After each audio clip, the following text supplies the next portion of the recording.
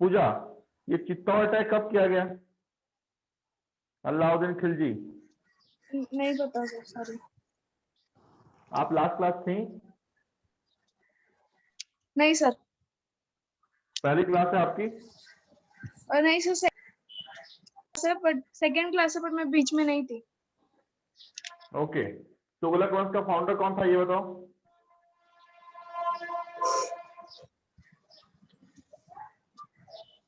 Founder of Tughlaq dynasty.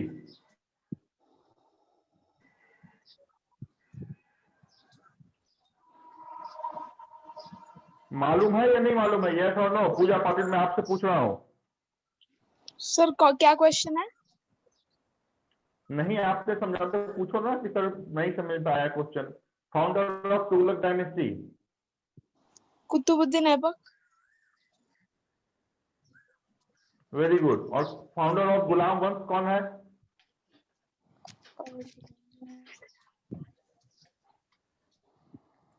ऐसे कैसे काम चलेगा? गुलाम वंश के फाउंडर को अगर तुगलक का फाउंडर बताइएगा तो अनर्थ हो जाएगा। उर्मिला यादव, आवाज आ रही है? Yes sir. Urmila? Yes sir. Okay, मेरे को ये बताओ सर एक बार कैकुवाद, फिर से बताओ ना क्या हमने क्वेश्चन नाम पूछे सुना थे? अभी तक के इतिहास में? सर क्या बोला? कैकुवाद का नाम हमने क्यों सुना है अभी तक? कैकुवाद। नहीं मालूम सर। क्या मालूम है? अपने मन से किसी दो क्वेश्चन का आंसर दीजिए।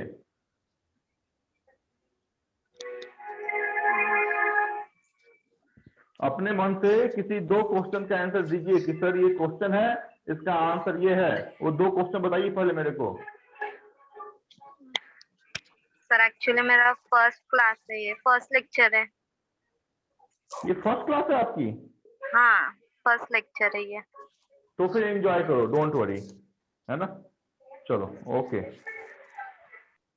अभी मैं खोज रहा हूं अपने पुराने साथी को। सारे साथियों ने माइक ऑफ करके रखा है। पूर्वा और राम्या, दोनों माइक अनम्यूट करो।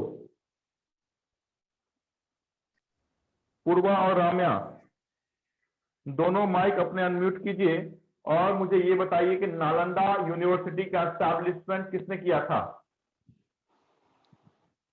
नालंदा यूनिवर्सिटी एस्टैब्लिशमेंट किसने किया था? Both Ramya and Purva, both.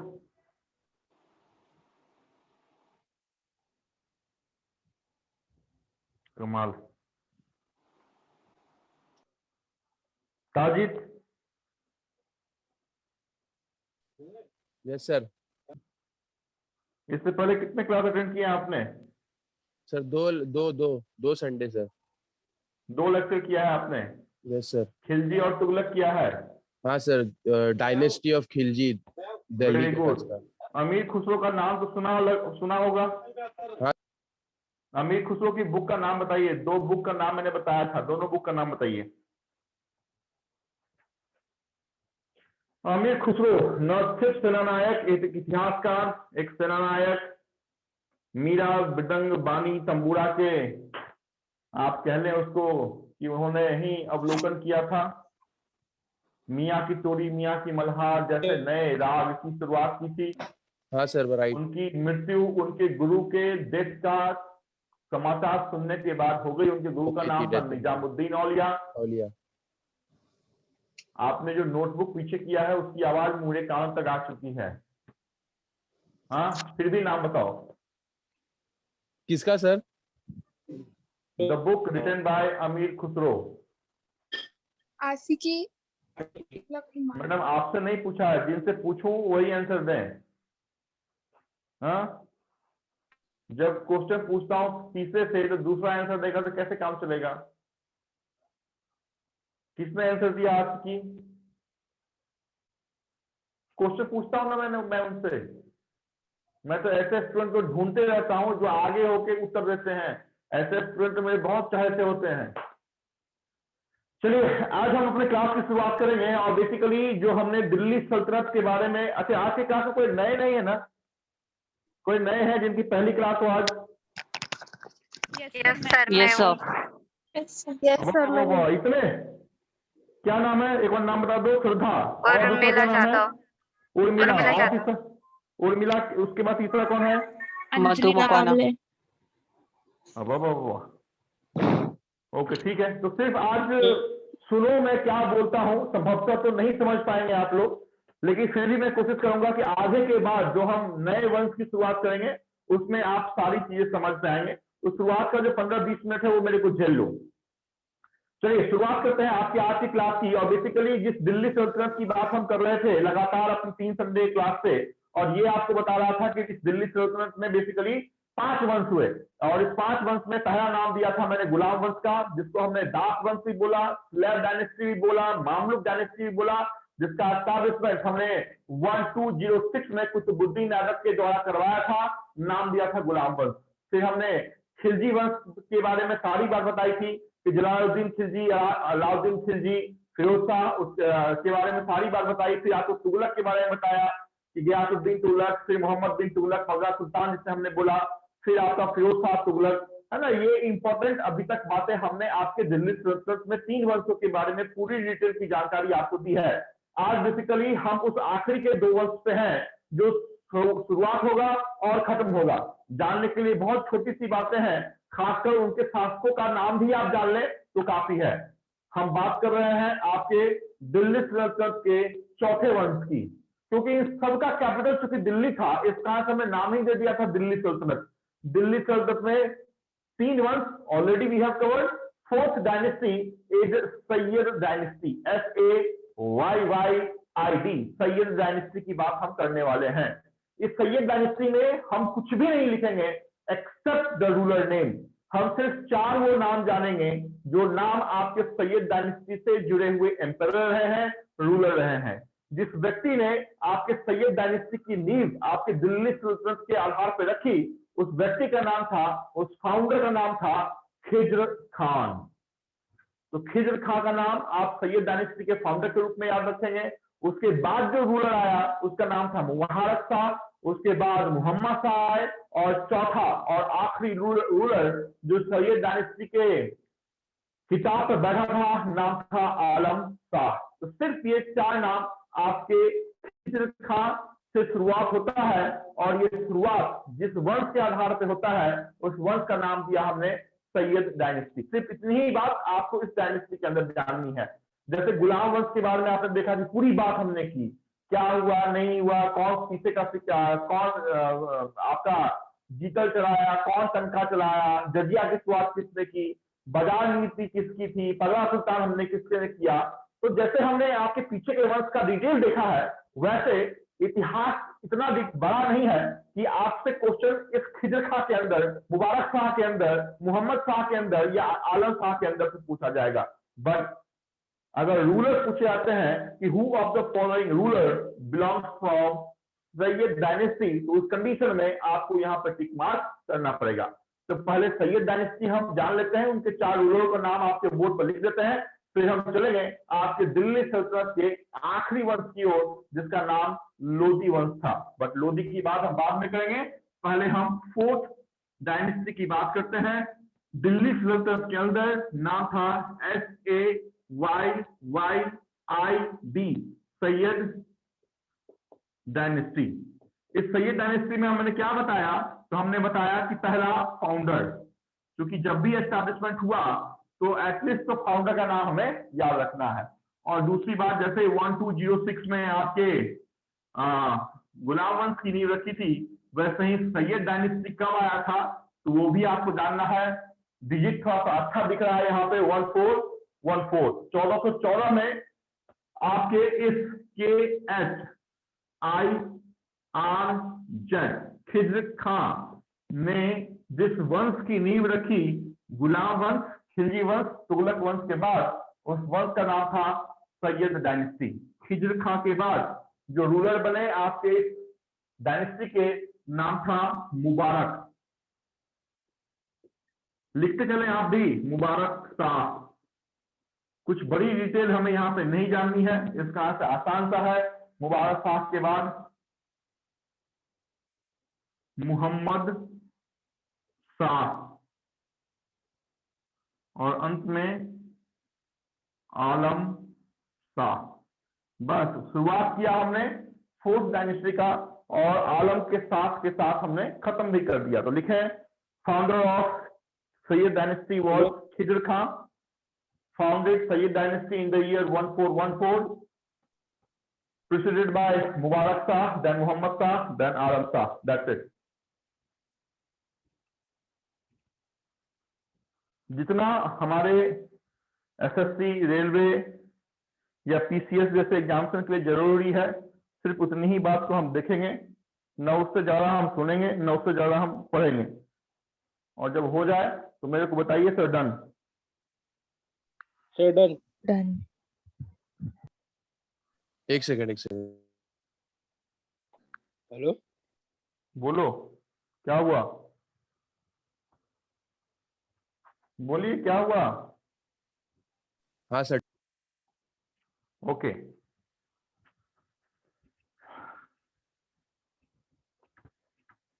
जिनकी पहली क्लास है 10 मिनट और वेट करें, फिर आपको सारी बात समझ में आएगी। ये 10 मिनट की बातें आपको समझ में नहीं आएगी जो अभी मैं कर रहा हूँ, संभवतः। अदरवाइज ऐसा कुछ नहीं है कि नहीं समझ में आए। चले, दिल्ली सल्तनत आखिरी डायनेस्टी, नाम लोधी वंश। लोधी वंश न सिर्फ दिल्ली सल्तनत के आखिरी डायनेस्टी के लिए इंपॉर्टेंट है, बल्कि आपके इतिहास में कुछ बहुत बड़े अगर युद्ध हुए हैं, उस बड़े युद्धों में एक युद्ध तो बहुत इंपॉर्टेंट है, वो है पानीपत का युद्ध।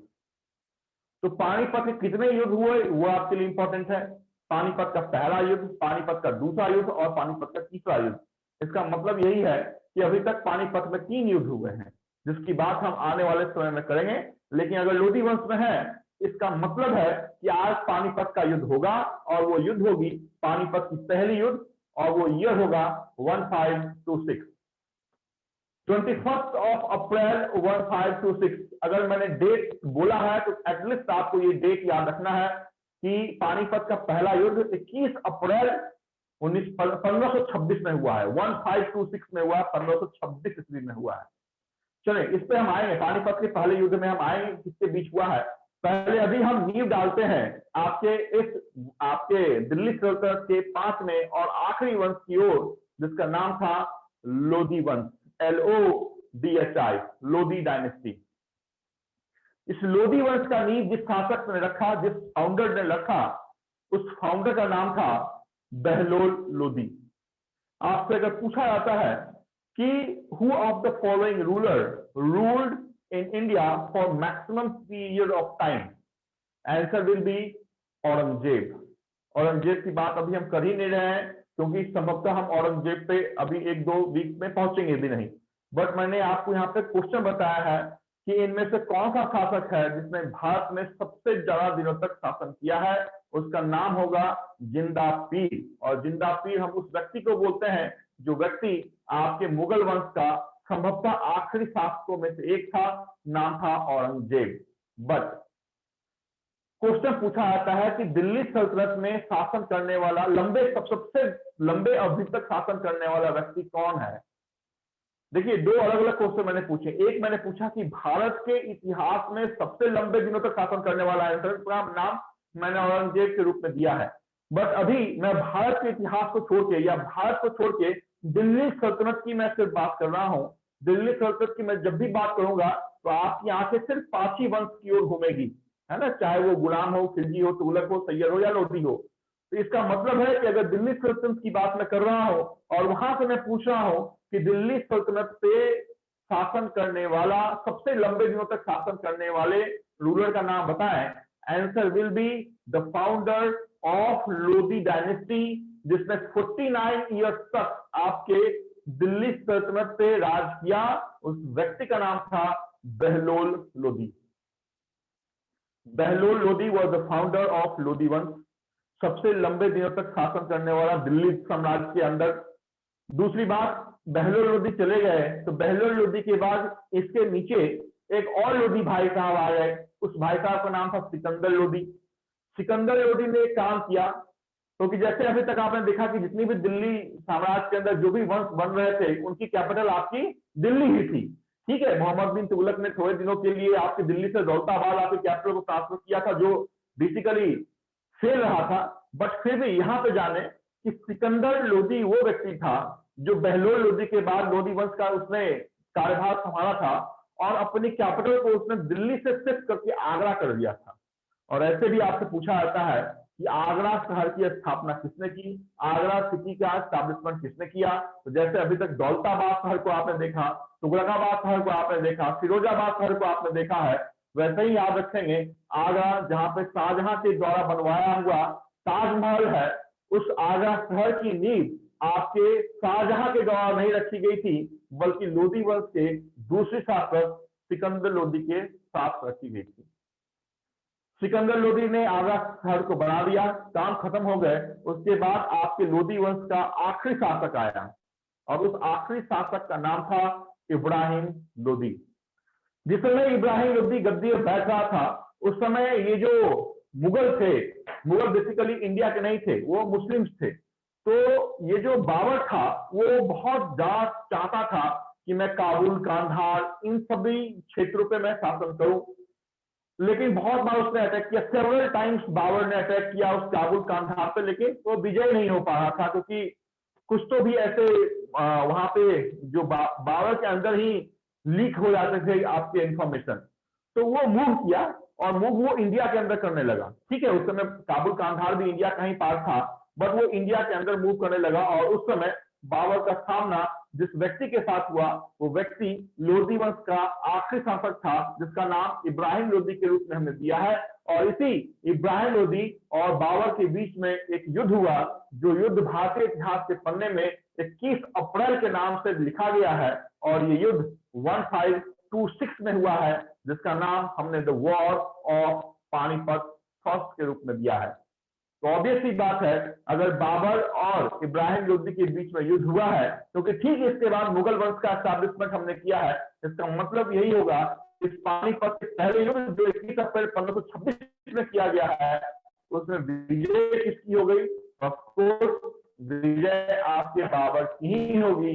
लोदी वंश पूरी तरह निस्तो नाबूद हो चुका था, लोदी वंश अपने आखिरी के कगार पे पहुंच चुके थे। इब्राहिम लोदी एकमात्र ऐसा दिल्ली सल्तनत का शासक था जिसकी मृत्यु रणभूमि में ही हुई है।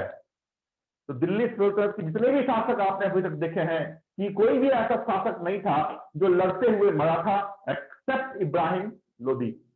इब्राहिम लोदी के पास 1 लाख से भी ज्यादा सेना थे, और बाबर के पास सिर्फ 12,000 सेना थे। सोचे 1 लाख होते हुए भी इब्राहिम लोदी रणभूमि में मर गया, और 12,000 होते हुए भी बाबर ने मुगल वंश की एस्टैब्लिशमेंट 1526 ईस्वी में की है, जिसकी बात हम थोड़ी देर के बाद करेंगे। अभी हम बात पहले कर लेते हैं दिल्ली सल्तनत के 5वें और आखिरी वंश की ओर, जिसका नाम हमने लोदी बताया। 3 शासकों का नाम हमने बताया है। पहला बहलोल 49, सबसे ज्यादा दिनों तक दिल्ली साम्राज्य पर शासन करने वाला व्यक्ति। दूसरा सिकंदर लोदी, आगरा जैसे शहर की एस्टैब्लिशमेंट करने वाला वो व्यक्ति। और तीसरा इब्राहिम लोदी, जिसका बाबर के साथ युद्ध 1526 में हुआ है। जब मैं बोलूं तो आप लोग अपना माइक प्लीज ऑफ रखें, और जब मैं पूछूं तो भी ऑन करें। 5th नाम Lodi dynasty. Lodi dynasty founder का नाम क्या होगा? फाउंडर कौन है भाई? बहलोल लोदी। लोदी। चालू झाले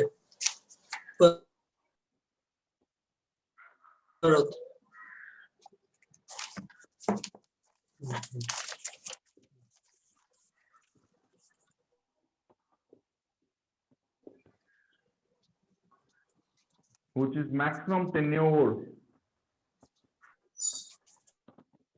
in Delhi सल्तनत। दूसरा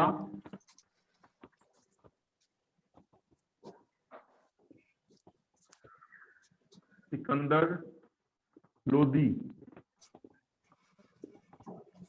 फाउंडर ऑफ फाउंडर ऑफ कौन सा सिटी? मुंबई ना? अरे आगरा। कौन सा शहर दादा? आगरा। हाँ,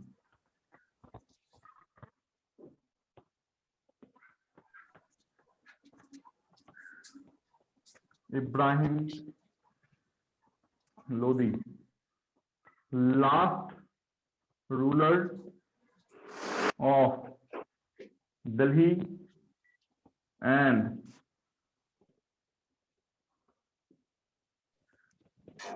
Lodi dynasty.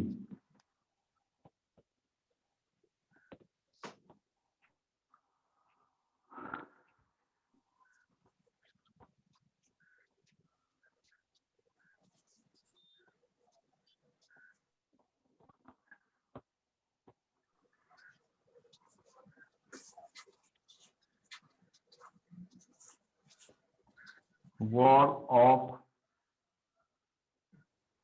Panipat.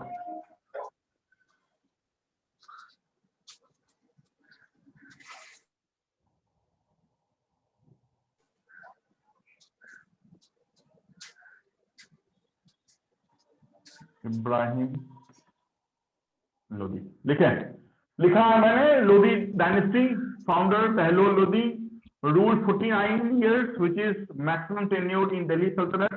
Then after Sikandar Lodi, founder of Agra city, Agra city यहाँ पे लिखिएगा।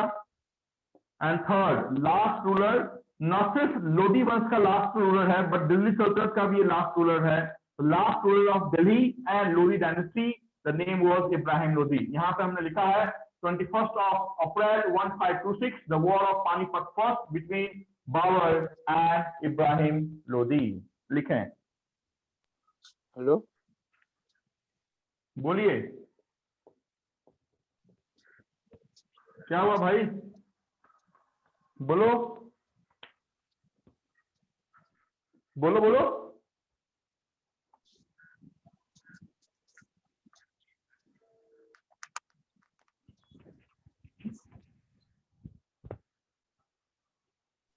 सर ये जो 1451 लिखा हुआ है ऊपर आपने लोधी डायनेस्टी, वो एस्टेब्लिशमेंट डेट है ना लोधी डायनेस्टी की? यस। Okay sir. और सर जब फिनिश इब्राहिम लोधी का जो रूलिंग ईयर खत्म हुआ था, वो कौन सा ईयर था सर? पहले इतनी बार मैंने बोर्ड पर लिखा है, उसने लिख लो, फिर बताता हूँ। Okay sir. ये 21 क्या लिखे थे आप? 21 अप्रैल। पानीपत की लड़ाई की डेट है, फर्स्ट पानीपत की। 21 अप्रैल 1526, वॉर ऑफ पानीपत फर्स्ट।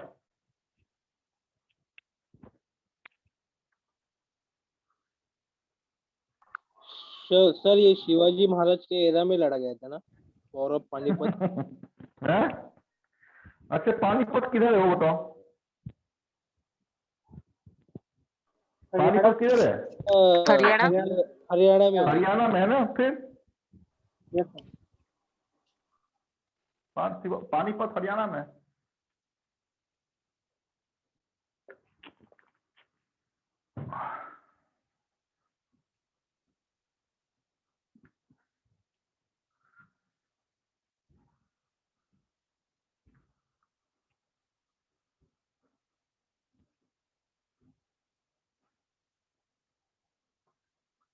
समझ में आ रहा है? कुछ बातें इसमें जो नहीं समझ में आ रही हो मेरे से पूछो। यहाँ पर हमने लिखा है war of Panipat first. First लिखिएगा यहाँ पे, रोमन में लिखा है फर्स्ट, क्योंकि जो सेकंड है वो संभवतः जब हम अकबर में चलेंगे तब हम सेकंड करवाएंगे, है ना? अभी आप सिर्फ वॉर ऑफ पानीपत फर्स्ट लिखिए, बाबर और इब्राहिम लोदी के बीच में। एग्जाम में वॉर ऑफ पानीपत फर्स्ट करके मेंशन करेंगे क्या वो? बिल्कुल बिल्कुल मेंशन करेंगे, क्यों नहीं करेंगे? नहीं तो फिर पहला आंसर होगा, सेकंड होगा या थर्ड होगा, हमें कैसे मालूम चलेगा? है कि नहीं? तो आपसे पूछा जाएगा, जैसे प्रथम विश्व युद्ध आपसे पूछा जाता है ना कि फर्स्ट वर्ल्ड वॉर कब हुए, तो आप आंसर देते हैं 1914 से लेके 1918 तक। सेकंड पूछा जाता है तो आप आंसर देते हैं 1939 से लेके जब तक हमने हिरोशिमा और नागासाकी पे 1945 तक बम नहीं गिराए तब तक। वो आपको क्रम पूछा जाएगा कि फर्स्ट कब हुआ पानीपत, सेकंड कब हुआ, तो फर्स्ट कब हुआ? 1526 में हुआ। किसके बीच में हुआ? इनके बीच में हुआ। ठीक है, हाँ सर। डन। हाँ सर, डन। बाकी जनता? Yes sir.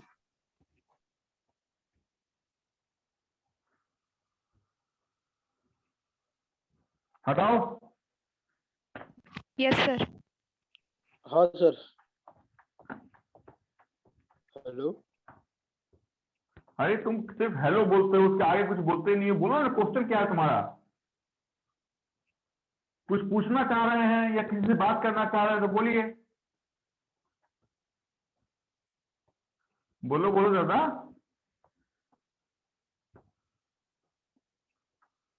अब बोलेगा ही नहीं, देखो।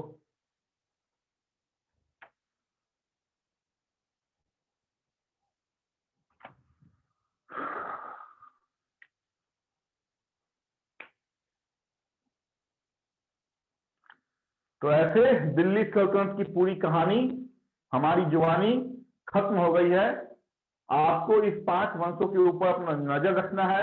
एक क्वेश्चन तो 100% आपसे इसमें से पूछे जाते हैं, चाहे अमीर खुसरो से पूछा जाए या बाजार नियंत्रण की जो पॉलिसी आपकी, मार्केट रिफॉर्म की पॉलिसी आपकी अलाउद्दीन खिलजी की थी, दाग और चेहरा जैसे नए इंप्लीमेंटेशन उसने किए थे, ये पूछा जाए, या फिर जीता और टंका जो इल्तुतमिश के द्वारा जारी किया हुआ सिक्का था, ये पूछे जाए, कुतुब मीनार की का एस्टैब्लिशमेंट किसने किया, ये पूछे जाए, है ना, और पानीपत का पहला वॉर, या फिर सबसे ज्यादा दिनों तक शासन करने वाला जो व्यक्ति है वो दिल्ली साम्राज्य का कौन है।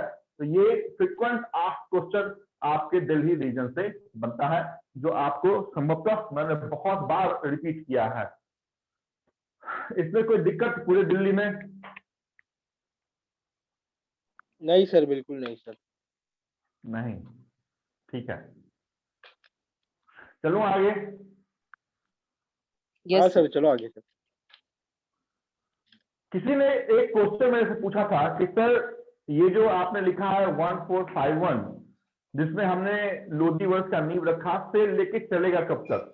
तो देखो, हमने न गुलाम वंश में आपको बताया कि गुलाम वंश 1206 से लेके कब तक चला। हमने सिर्फ क्या आपको लिखा, मैंने सिर्फ क्या आपको लिखाया कि गुलाम वंश 1206 में हमने एस्टैब्लिशमेंट किया है। फिर खिलजी वंश का नींव हमने कब रखा वो आपको बताया। तो खिलजी वंश का जो हमने नींव रखा है वही आपके गुलाम वंश का अंतिम पीरियड होगा। तुगलक वंश का जो हमने नींव रखा है वही आपके खिलजी वंश का आखिरी पीरियड होगा। सैयद वंश का जो हमने 1414 में नींव रखा है वो तुगलक वंश का आखिरी पीरियड होगा। और 1451 में अगर हमने आपके लोधी वंश की नींव रखी है, इसका मतलब सैयद वंश का आखिरी समय वो होगा। और अगर मुगल डायनेस्टी का नींव हम 1526 में रखेंगे, इसका मतलब कि लोधी वंश का आखिरी पीरियड वही होगा। तो अननेसेसरी शुरुआत से लेकर अंत तक जानने की जरूरत आपको नहीं है। आपसे पहला भी ईयर जानते हैं तो नेक्स्ट जो आपकी डायनेस्टी है उसका अगर फाउंडर ईयर जानते हैं तो वही आपका टेन्योर है आपके उस वंश का। संभवतः मेरे आंसर से जो आपने क्वेश्चन पूछा था, जिन्होंने नहीं पूछा था, वो समझ में आ रहा है आपका हाँ आंसर? सर। हाँ सर। हाँ सर, समझ गया। बात हम कर रहे हैं आपके उस वंश की जो वंश सबसे बड़ी वंश थी, सबसे ज्यादा दिनों तक भारत पे शासन करने वाला वो वंश था, मुस्लिम रीजन था, मुस्लिम एम्पायर उसमें हुए थे। भारत के बाहर से वो वंश आपके इंडिया में आई थी और दिल्ली को अपना केंद्र बिंदु उसने बनाया था। जिस व्यक्ति ने ये सारा काम किया था वो व्यक्ति आपके पानीपत में लोधी वंश के आखिरी शासक, दिल्ली सल्तनत के आखिरी शासक इब्राहिम लोधी को पानीपत के पहले युद्ध में हराने के बाद उस वंश की नींव रखी थी, नाम था बाबर। और बाबर ने जिस वंश की नींव रखी है 1526 ईस्वी में, वो वंश था मुगल डायनेस्टी। हमने मुगल वंश का नाम इसको दिया है। इस वंश में हम क्या पढ़ने वाले हैं तो आप जान लें, हम बाबर के बाद बाबर के बेटे हुमायूं को पढ़ने वाले हैं।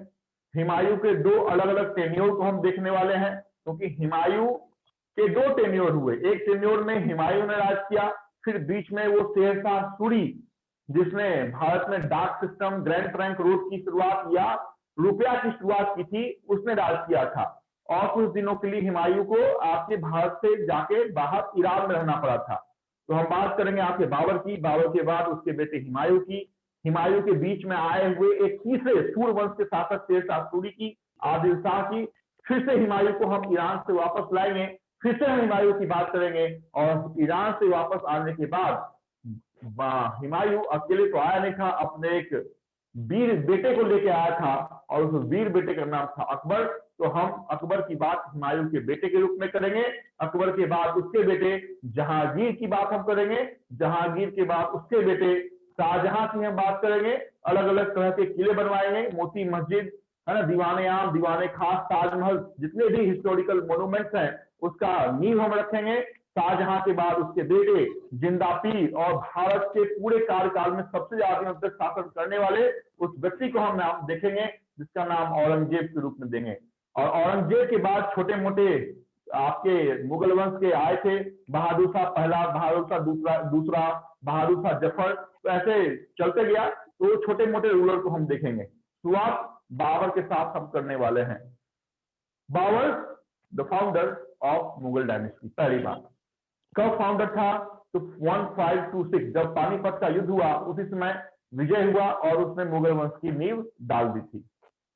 मैंने पहले ही बताया था कि बाबर आपके हिंदुस्तान का था नहीं, तो बेसिकली वो चाहता था किस पे आक्रमण करना, तो काबुल और कांधार के रीजन पे वो आक्रमण करना चाहता था। सेवरल टाइम्स उसने अटैक भी किए बट वो फेल हुआ। इस कारण से वो अंदर आया और इब्राहिम लोदी के साथ उसने क्या किया, तो वॉर किया। बाबर ने अपना काम कर दिया, लेकिन बाबर के कार्यकाल में जो युद्ध लड़े गए वो युद्ध संभवतः बहुत इंपॉर्टेंट है, और यही क्वेश्चन आपसे पूछे आते हैं। 1526 में बाबर ने जो युद्ध लड़ा वो संभवतः आप जान गए हैं, लेकिन 1526 से पहले भी बाबर ने एक युद्ध लड़ा था। वो ईयर था 1519 का, 1519 का। तो 1519 में वीरा का फोर्ट बहुत इंपॉर्टेंट है, ये वीरा का किला। तो वीरा के फोर्ट पे आक्रमण बाबर के द्वारा दिल्ली में पहुंचने से पहले ही किया गया था 1519 में, 1519 में। 1526 में आप जान गए पानीपत का पहला युद्ध किया गया था। बाबर को कुछ लोग इन्विटेशन दे रहे थे, वो देख रहे थे कि इब्राहिम लोदी या फिर लोदी वंश अपने आखिरी कगार पर है। तो भारत के अंदर ही जो बहमनी साम्राज्य था, विजयनगर साम्राज्य था, या फिर मेवाड़ का राणा सांगा था, या फिर राजपूताना मालवा के मेदिनी राय थे, या फिर आपके कुछ और भी शासक थे, सिकंदर लोदी का चाचा महमूद लोदी था। तो ये लोग बाबर को बोलते थे कि साहब आइए और हमारे ऊपर आक्रमण कीजिए, मतलब भारत पर आक्रमण कीजिए का मतलब है कि आप जो सेंटर है उस पर आक्रमण कीजिए और अपना एस्टैब्लिशमेंट आप कीजिए। बाबर को भारत में बुलाने वाला इंसान का नाम पहला था, मेवाड़ का वो राजपूताना शासक था, नाम था राणा सांगा।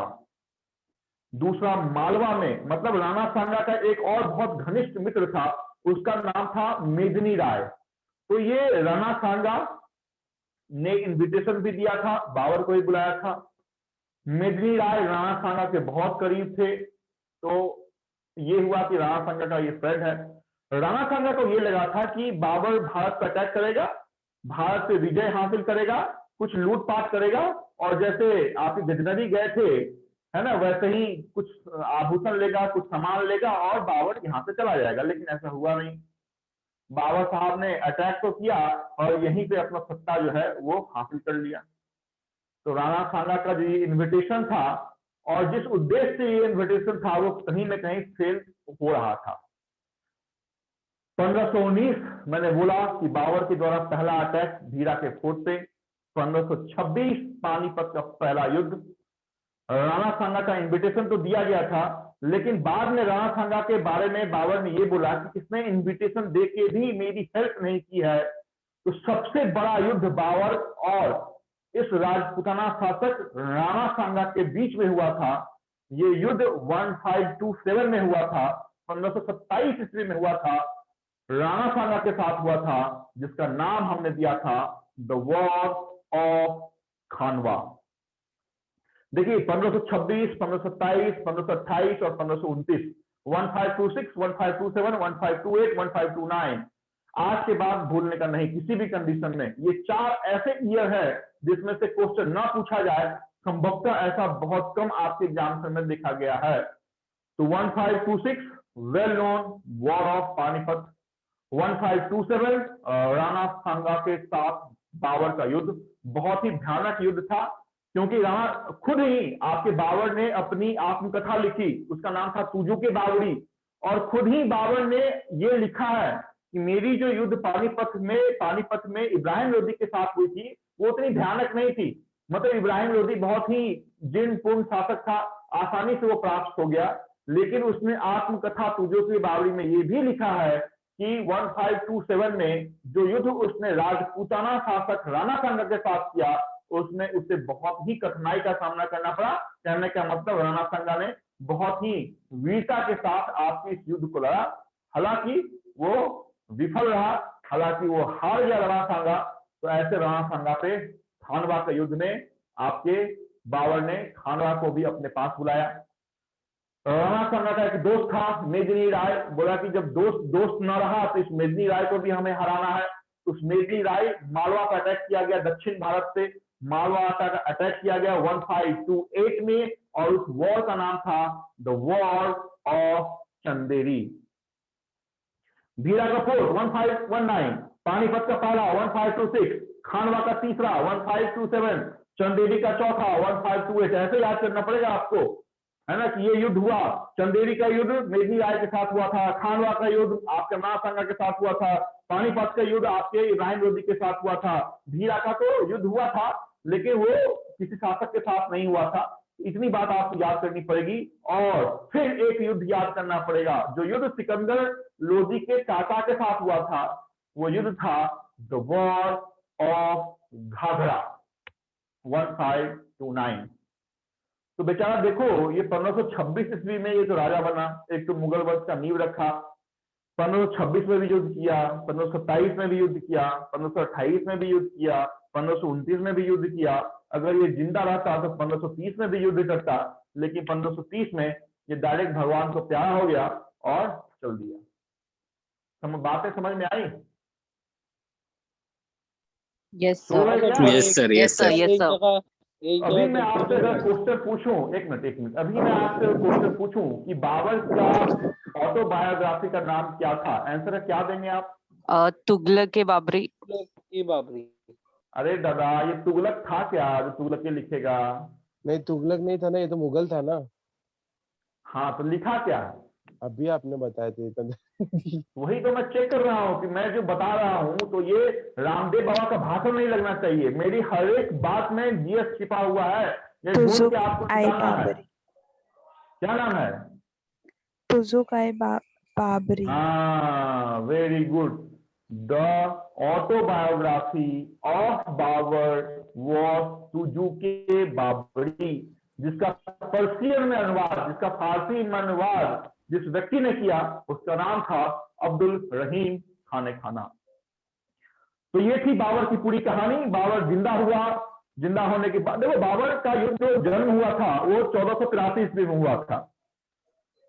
11 साल का ही था, 1494 में उसके फादर का डेथ हो गया था। तो 11 साल में ही वो गद्दी में बैठा था। तो बहुत सारे उसके पास तरह तरह के उसके पास आपके राजनीतिक परिस्थिति, जो पॉलिटिकल था, इकोनॉमिकल था, उतना अच्छा नहीं था।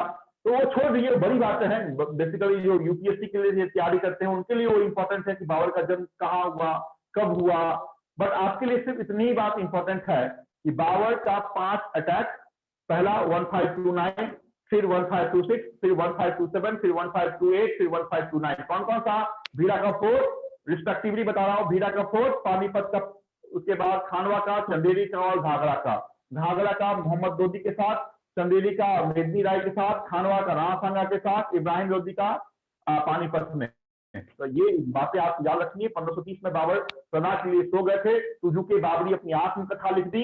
उनका डेथ हालांकि हुआ तो आगरा में, बट बाद में उनका ये इच्छा था कि मेरे डेथ के बाद मेरा जो टॉम है, मेरा जो मकबरा है, वो काबुल में बनाया जाए। तो बाद में हमने उसके मकबरे को काबुल में शिफ्ट किया है। तो आज आपसे जो पूछा जाता है कि बाबर का मकबरा कहाँ है, आंसर विल बी काबुल। पूछा जाता है कि बाबर का ऑटोबायोग्राफी क्या है तो सुजुकी बाबरी। पूछा जाएगा कि बाबरनामा किसने लिखा है, तो बाबरनामा लगेगा शुरुआत में कि बाबर नहीं लिखा है, बट ऐसा नहीं है।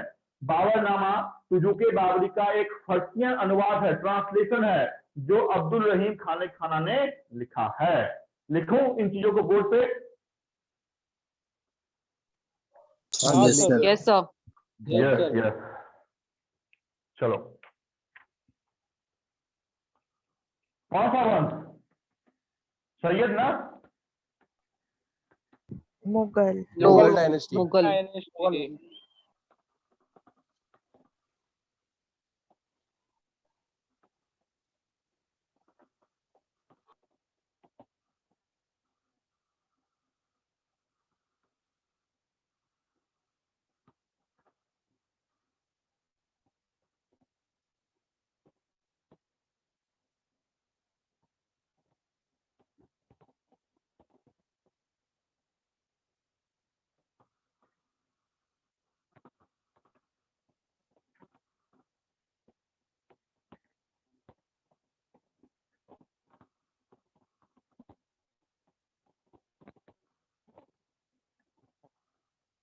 हमने लिखा है मुगल वंश एस्टैब्लिशमेंट कब हुआ? 1526 में।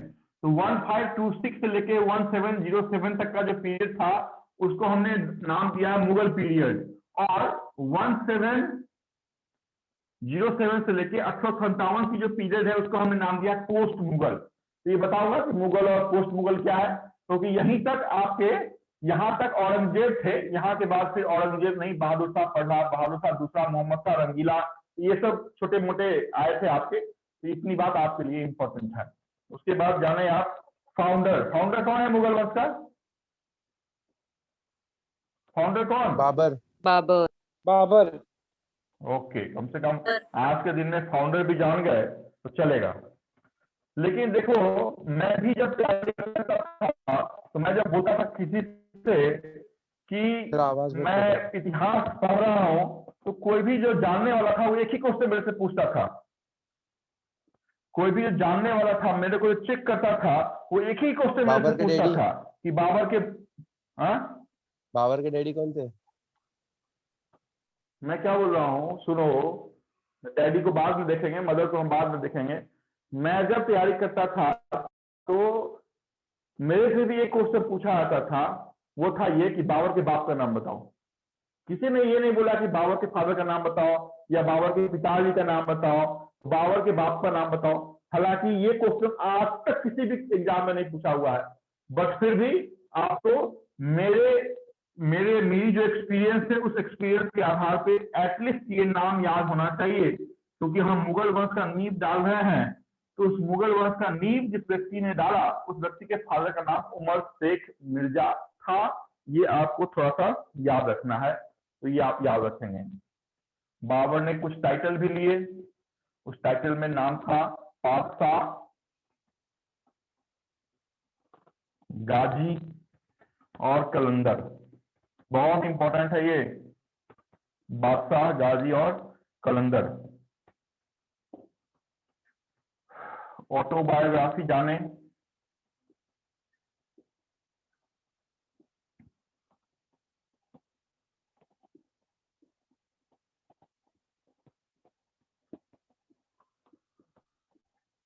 सुजुकी बाबरी,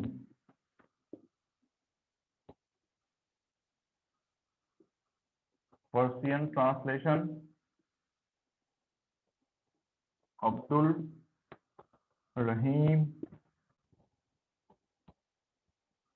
खाने खाना। इतनी बात पहले लिखें।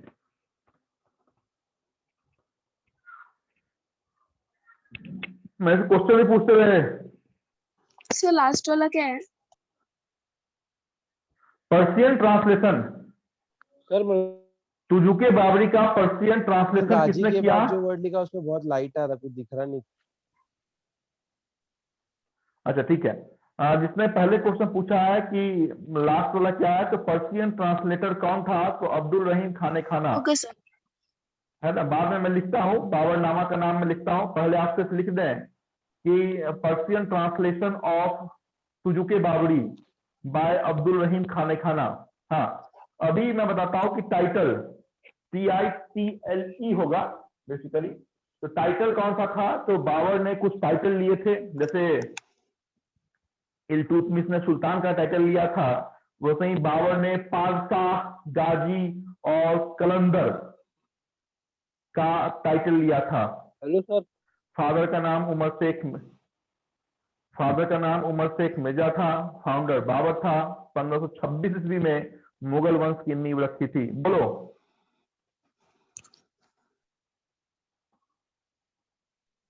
Hello sir.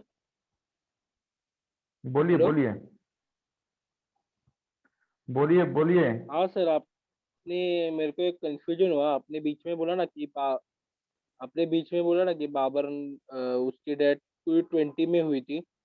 तो वो मतलब 20 में उसने अगर होता तो वो वॉर लड़ता था, तो वो 30 में मरा ना, तो 20 में भी वॉर लड़ सकता था। नहीं समझा, क्या बोला आपने?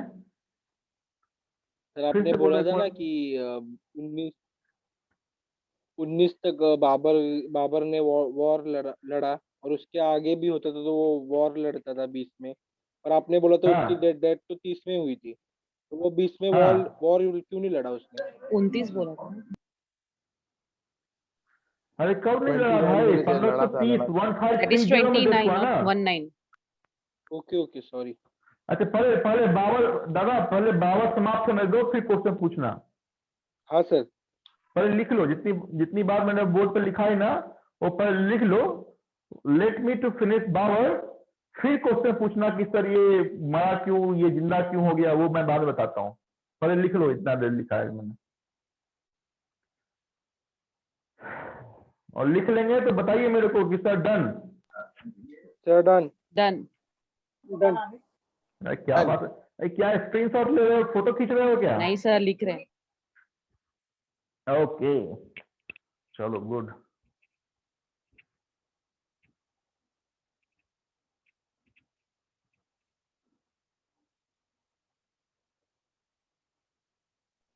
सर वो सवाल बाबर के बाद पूछो ना सर। हम्म। आपने वो जो बोला ना सवाल का, अभी बाबर खत्म होने के बाद पूछो ना। क्या चीज? सर अभी मैंने सवाल पूछा था ना एक। बाबर का पूरा टॉपिक खत्म हो जाएगा ना, उसके लास्ट में पूछने बोले सर ने। चलेगा सर। हाँ हाँ, बाबर को खत्म होने दो फिर पूछो। क्या नाम है तुम्हारा? सर मैं तुम्हारा नाम बताओ। घाटकोपर वाला है सर। घाटकोपर वाले? हाँ। ओके ओके ओके ओके, थोड़ा सा 2 मिनट सिर्फ परेशान मत हो, आत्मा को शांति दो। 2 मिनट के बाद मेरे से क्वेश्चन पूछो। चलिए, मैंने एक क्या लिखा था कि translation in Persian by Abdul Rahim Khane Khana, है ना? उसका नाम आप लिखेंगे, क्या लिखेंगे? हम ऐसा लिखो, अब्दुल रहीम खाने खाना।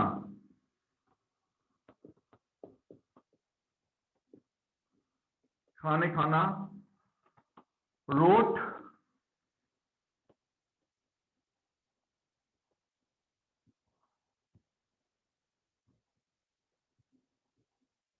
देखिए, किसी भी कंडीशन में बाबर का आत्मकथा, बाबर की ऑटोबायोग्राफी बाबरनामा नहीं थी।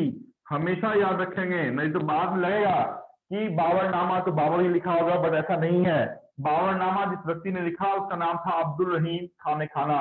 बाबर की जो ऑटोबायोग्राफी है उसका नाम है सुजुके बाबरी, जो आपने लिखा है। यहाँ पे आखिरी की बात हम लिखेंगे कि बाबर died in 1530 at किधर? आगरा। बट his tomb किधर है मकबरा? Kabul. Kabul. Yes, but his tomb further shifted to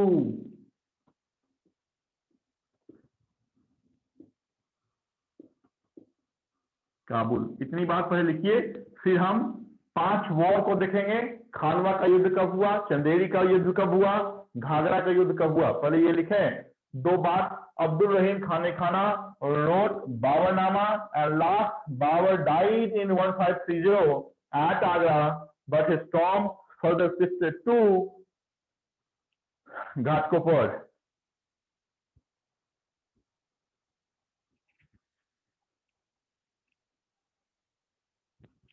sir Kabul.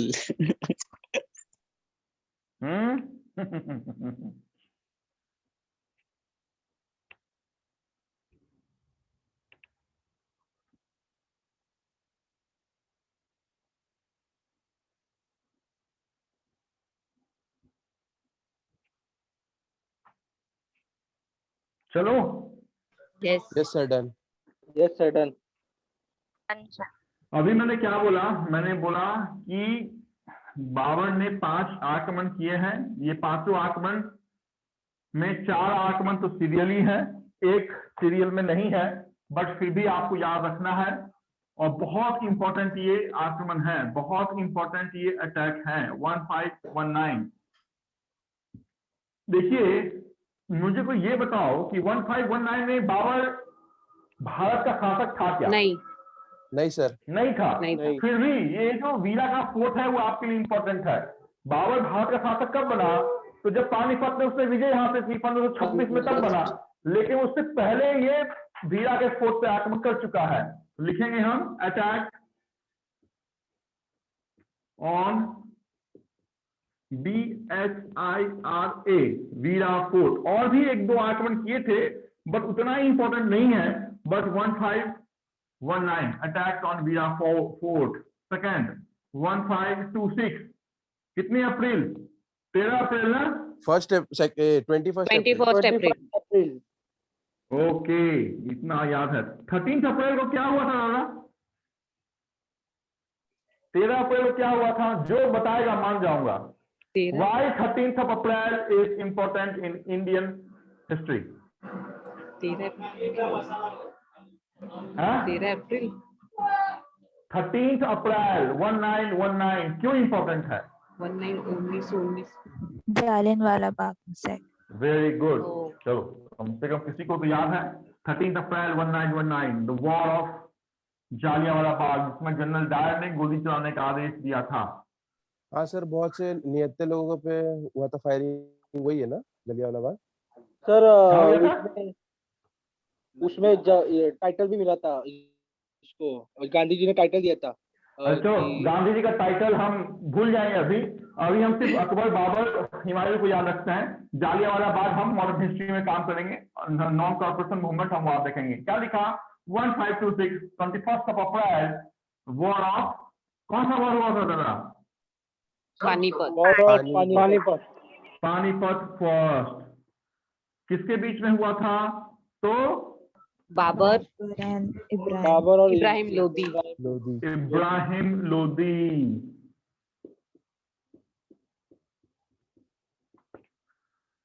बेचारा एक ने तो इनविटेशन दिया, इनविटेशन देने के बाद इसको भी जाना पड़ा। 1527 में वो युद्ध हुआ। उस युद्ध का नाम था war of Khandwa. Khanwa, the war of Khanwa. किसके साथ? Rana Sanga and Babur. Very good. अरे मार दिया जाए, छोड़ दिया जाए, किधर चल रहा है? बंद करो अपना माइक। करो या मरो। 1942 में महात्मा गांधी ने आपके इसमें क्विट इंडिया मूवमेंट में बोला था, इधर किसी का तो माइक में आ रहा था मार दिया जाए या छोड़ दिया जाए। चलो, राणा सांगा खानवा युद्ध 1528 कौन सा युद्ध? बोलो वॉर ऑफ जनता। चंदेरी। हाँ, चंदेरी। किसके साथ हुआ था? Medina Babar Rai. एंड मेदिनी राय। मेदिनी राय, क्या बात है, वेरी गुड। मेदिनी राय, ये नेक्स्ट संडे याद है तब तो, ये आज ही याद रहता है आप लोगों को। नेक्स्ट संडे तो बिल्कुल वॉशिंग पाउडर निर्मा के साथ धो देते हैं। हाँ, नो सर, याद रहेगा। No sir. कौन सा यहाँ पे? War War of Gagra. War of Gagra. Gagra. War of Ghaghra किसके बीच? Sikandar uncle. Sikandar uncle, uncle का नाम नहीं पता. Muhammad Lodi. मोहम्मद लोदी। सिकंदर लोदी का ये चाचा था मोहम्मद लोदी। बोला कि मेरे नेफ्यू को तूने मार दिया है, इब्राहिम लोदी को मार दिया है, तो मैं भी छोड़ूंगा नहीं, इसको भी जाना पड़ा। 19, 26, 27, 28 और 29 करते हुए बेचारे 30 में भगवान को सिधार चुके थे, जिसकी बात मैंने आपके साथ ऑलरेडी कर ली है। तो इतना याद रखेंगे कि इब्राहिम लोदी के साथ, राणा सांगा के साथ, मेदनी राय के साथ और आपके मोहम्मद लोदी के साथ the war of Ghaghra, Chanderi, Khanwa, Panipat. ऐसा बहुत सारे आप ये देखेंगे तो उसमें लिखा हुआ है कुछ कोड वर्ड में कैसे याद करें। तो आजकल कोड वर्ड बहुत चलता है ना। तो बाबर आया, पानी पिया, खाना खाया, चाय पी के घर चला गया, ऐसा कुछ करके कोडिंग बनाया हुआ है। बट फिर भी anyhow you have to remember, ये जो क्रोनोलॉजी है बहुत इंपॉर्टेंट है कि पहले चंदेरी हुआ या घाघरा हुआ, पहले पानीपत हुआ या भीरा हुआ। ये क्रोनोलॉजी बहुत इंपॉर्टेंट है। So you all are requested to at least remember these important wars in an order.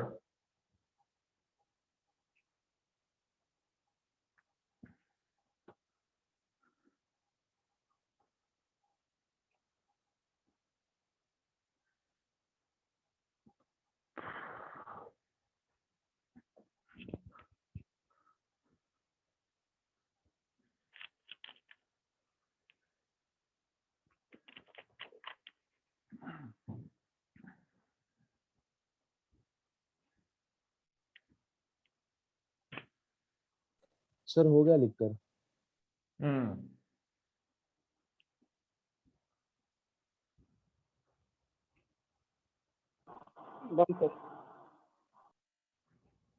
Okay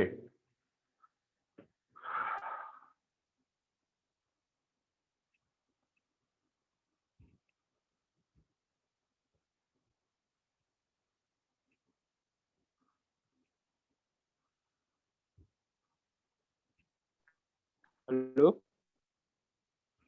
हाँ जी, हाँ घाटकोपर वाले दादा बोलिए, क्या आपका क्वेश्चन है? अब हो गया सर। हो गया। मुझे मालूम है ना कहाँ पे आके रुक जाएंगे आप लोग, वो मुझे मालूम है। इस तरह से मैं बोलता हूँ कि थोड़ा सा धैर्य रखें, फिर जितना बताता हूँ उतना सुनते चले, बढ़ते चले तो काफी है।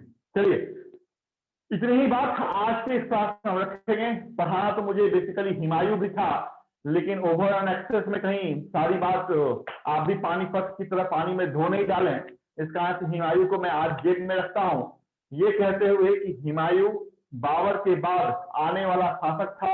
1530 में बाबर का डेथ के बाद हुमायूं गद्दी पे आया। हुमायूं जब गद्दी पे आया तो उससे भी उसके 3 भाई थे। बाबर मरने से पहले हुमायूं साहब को ये बोला था कि मेरे मरने के बाद आप ये जो साम्राज्य है इसका बंटवारा करना। तो हुमायूं ने भी वही काम किया। हुमायूं बोला कि ठीक है। उसके 3 भाई और 1 बहन थी। कामरान था, अस्कर था, हिंदाल था और हमीदा बानो बेगम उसकी बहन थी।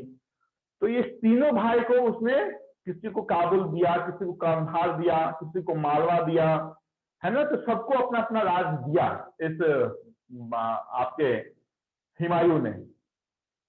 बट हुमायूं को आंतरिक कलह, कहते हैं ना कि भाई अगर होता है तो कहीं ना कहीं आपकी ही पीठ में वो छुरा घोपेगा। वही वाली बात हो गई थी कि हुमायूं का जब शासन चल रहा था तो सिकंदर सूर, मतलब सूर वंश का वो रूलर था। सिकंदर सूर बहुत ज्यादा उभर के सामने आ रहा था और इसी हुमायूं के भाई ने उसको पूरी रणनीति बताई थी कि आप ये करो, आप वो करोगे तो ऐसा होगा। उसी के कारण हुमायूं का हार भी हुआ था। हुमायूं को 12 साल भारत से बाहर ईरान में रहना पड़ा था और उसी ईरान में अमरकोट में आपके 16 अक्टूबर 1542 में जिस व्यक्ति का जन्म हुआ वो व्यक्ति आपके मुगल वंश का सबसे ज्यादा प्रतापी शासक था, नाम था अकबर। तो इस डेट पे हम बाद में बात करेंगे। 15 अक्टूबर 1542 था। बट अभी आप जाने कि हुमायूं को एक दो नहीं 5-6 लगातार वॉर का सामना करना पड़ा, है ना। कालिंजर का युद्ध था, चुनारगढ़ का था, दोरैया का था, चौसा का था, बिलग्राम का था, कन्नौज का था, मच्छीवाड़ा का था, सरेंद्र का था। तो ये सारे क्रोनोलॉजी में आपके युद्ध हैं। 1531-32 मतलब हर एक युद्ध में हुआ। शेरशाह सूरी और हुमायूं के बीच में युद्ध हुआ था, शेरशाह सूरी उसमें जीता था और फिर आपके हुमायूं को भारत से बाहर जाना पड़ा था। तो ये सारी बात जो हुमायूं से रिलेटेड है या फिर हुमायूं के बाद आने वाले सबसे बड़े शासक अकबर के साथ जुड़ी हुई होगी, वो हमारे नेक्स्ट क्लास की फर्स्ट टॉपिक होगी, जहां पे क्रमबद्ध तरीके से हम सारी चीजों की बात करेंगे। देखिए, हम जो अभी इतिहास पढ़ रहे हैं वो इतिहास मिडावल हिस्ट्री है, और इस मिडावल हिस्ट्री में दो ही पार्ट हमें पढ़ने हैं। एक दिल्ली सल्तनत, जिसके बारे में हमने 1 बाय 1 करके सारे 5 इंपेरर का नाम, सारे 5 डायनेस्टी का नाम मैंने आपको बताया है। और दूसरा मुगल। मुगल में तब तक हम चलते रहेंगे जब तक जाजों का युद्ध 1707 में हम औरंगजेब और उनके भाइयों के साथ नहीं करेंगे। तो संभवतः आप जान के चले कि 2 लेक्चर ऐसे होंगे जिसमें हम मुगल वंश को खत्म करेंगे, और 2 लेक्चर के बाद किसी नए सब्जेक्ट की हम शुरुआत आपके साथ करेंगे। कोशिश मैं करूंगा 2 लेक्चर में खत्म करने की, बट अगर समय परमिशन नहीं दिया तो हो सकता है कि 3 लेक्चर भी आपकी इस मिडावल हिस्ट्री को खत्म करने के लिए लग जाए, क्योंकि मिडावल हिस्ट्री से कम 3 क्वेश्चन आपसे पूछे जाते हैं, है ना। एसएससी हो या रेलवे हो या पीसीएस हो, 3 क्वेश्चन तो आपसे पूछे जाएंगे मिडावल हिस्ट्री के अंदर। तो 3 का वेटेज बहुत ज्यादा है, इस कारण से आपको उसी गंभीरता के साथ काम करना पड़ेगा। जितनी बातें मैंने आपको बताई है, बार बार आपको इस चीजों का रिपीटेशन करना पड़ेगा। आपके मन में कोई सवाल है तो अभी मेरे से पूछ सकते हैं। मॉडर्न और एंशिएंट से कितने क्वेश्चंस आए सर? देखिए, सबसे ज्यादा क्वेश्चन आपके अगर हिस्ट्री में कहीं से पूछे आते हैं तो मॉडर्न हिस्ट्री से पूछे आते हैं। सबसे ज्यादा मॉडर्न हिस्ट्री से ही क्वेश्चन पूछे जाएंगे, है ना। जिसकी शुरुआत 1857 के सिपाही विद्रोह मेरठ में मंगल पांडे 10 मई से हमने शुरुआत की है, से लेके 15 अगस्त 1947 तक, जब तक हमें आजादी नहीं पाली तब तक की ये जो स्वतंत्रता संग्राम, फ्रीडम फाइटर स्ट्रगल मूवमेंट है, चाहे वो मुस्लिम लीग का एस्टैब्लिशमेंट हो, बिहार का विभाजन हो, या फिर आपके कांग्रेस का एस्टैब्लिशमेंट 1885 में हमने किया हो, या फिर आपके इस जालियांवाला बाग हत्याकांड का हो, रॉलेट एक्ट का हो, नॉन कॉर्पोरेशन मूवमेंट का हो, चौड़ी चौरा का हो, काकोरी ट्रेन रबड़ी का हो, राउंड टेबल कॉन्फ्रेंस का हो, नमक सत्याग्रह का हो, या चंपारण सत्याग्रह का हो, तो सारे क्वेश्चन से लगभग 5 से 6 क्वेश्चन आपसे पूछाते हैं। मॉडर्न हिस्ट्री सबसे ज्यादा इंपॉर्टेंट है, इस कारण से सबसे पहले हमने मॉडर्न हिस्ट्री को ही आपके साथ खत्म किया है, फिर हमने एंशिएंट को आपके साथ खत्म किया, अभी हम थर्ड मिडावल हिस्ट्री पे आपके साथ काम कर रहे हैं। बट मॉडर्न सबसे इंपॉर्टेंट आपके एग्जामिनेशन के तरीके नजरिए से है। नेक्स्ट क्वेश्चन, और कुछ क्वेश्चन है? नहीं सर। कुछ नहीं? नहीं सर। ठीक है, ओके, यहीं पर मैं रुकता हूं, आपसे अलविदा कहता हूं। 6 बजे हम बैंकिंग क्लास में आपके साथ मिलेंगे, बैंक के लिए कुछ अलग टर्मिनोलॉजी की बात आपके साथ करेंगे। Okay sir. Goodbye. Thank you sir. Thank you sir.